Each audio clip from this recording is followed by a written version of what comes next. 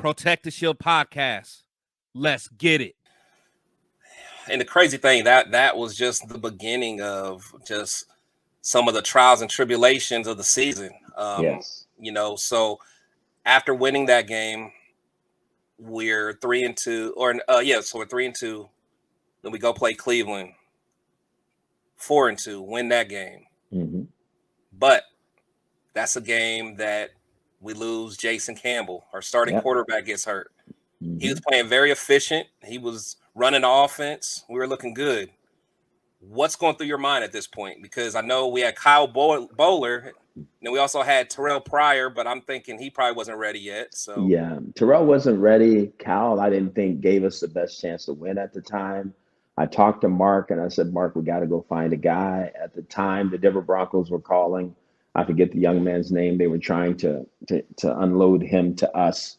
I didn't think that was going to get us through. I just felt like we needed whatever we could find that was going to be better. And so to this day, everybody, and finally Mark came out and said it, everybody thought that I was the one that put Carson Palmer on the team and made the trade and all that, which I did not, you know. And so, but I had to live with that. But I want to walk you back though, Chris, because when I tell you about decisions that Al made, that boy, I guarantee you, he looks back now on and says, boy, I wish I would have did it different.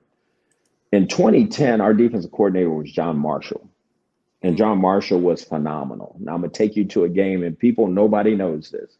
We're playing Jacksonville in Jacksonville, and I remember, if you remember that game, it was a shootout. Darren McFadden's going crazy. He catches a check down and runs for 90-yard touchdown. He's running the ball all over the place. We really should have won that game. The defense, John Marshall put in a defense that Al Davis, as I told you, he ran the defense that Al Davis knew nothing about. Oh. We had 3 safeties playing in the game when Al doesn't believe in that. So there was a offensive personnel that Jacksonville played that John thought it'd be better to play with 3 safeties. Coach Cable was okay with it. And it might have made it if they would have let Al know.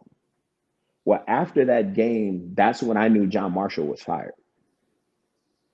So heading into my year, I wanted to keep John Marshall. Remember now, so go back and think. The defense was in the top 10 as well. Yeah. The defense was ranked. Oh, under Marshall? They were 10th. Okay. They were 10th or 8th in defense. Oh, wow. That year. Okay. You go back and look. So I'm begging to keep John Marshall, and Al. This is just how Al was.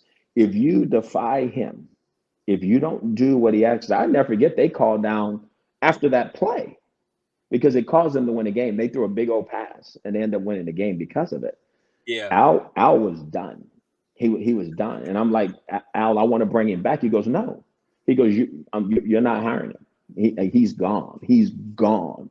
Well, this guy was one, he understood the defense. He knew exactly what it needed to do. So, I'm not trying to throw wound on anybody who was there, but we went from 6th or whatever, 8th or whatever it was in defense to 32nd the next year with almost the same players and some better players. Yeah. So that was my disappointment because I thought we had the right stuff. I thought we were well on our way. Like you said, we had the injuries, no doubt. Yeah. Losing Jason Campbell was huge, right? And Carson Palmer coming on the team because I recruited Carson in high school. He played for me at USC. I was with Carson in Cincinnati. So everybody thought it was my doing. That's why I left the field when he was out there throwing. I left Al Saunders out there with Mark Davis and everybody because I didn't want people to say this is Hugh's doing. Yeah. Because the guy was on the couch. But the one player that I thought that could do what I wanted him to do faster was Carson. Yeah. He was going to give us it because he knew me. He knew what I wanted, how I wanted the it. game the way you see it. Absolutely. And so, in most coaches, that's what you do. But I wasn't going to make a decision on what the value was going to be to give up to get him. Right. That wasn't my choice. That wasn't my decision. I want him, whatever it takes to get him. Yes, that's not me. I had nothing to do with that. I wasn't going to mortgage the team. Mark made that decision, brought him on board because this is what Mark said. He goes, "Shoot, I believe this is a good enough team. They deserve a chance to win." Yeah. And you know what? he's right. We go to the last game of the year, as you know, playing San Diego. We don't make them punt. You know, they don't punt one time. And that's what was disappointing for me. And we still scored 23 points. And we had been owning San Diego. I mean, just owning them. And the time when we needed it the most, you know, we didn't play as well defensively. And then, you know, the rest was history. Yeah, because I know that game, because even Carson went off that game. I think he had like 400 and something yards. Yes. He went off, man. Yes. It was, and I can say this now because it's been many years since this happened.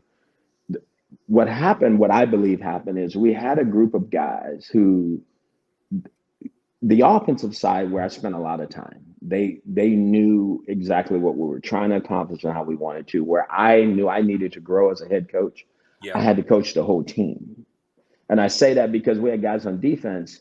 I never forget guys were talking about moving, you know, sending their stuff back to homes and all that. Look, we finna play in the playoffs. We finna host a home playoff game. Yeah, we're not packing up yet. Yeah, we're not sending stuff. And some guys brought that to my attention. So I had a big meeting where I told the guys, no, we're not going home. You know, we got a game to go win this week. Yeah. And I never forget, you know, that's what was kind of happening, where I think guys wasn't used to being in that situation. They're ready. And here we were. We get a chance to do something different and leave a legacy here that was going to be way different, and we didn't finish it.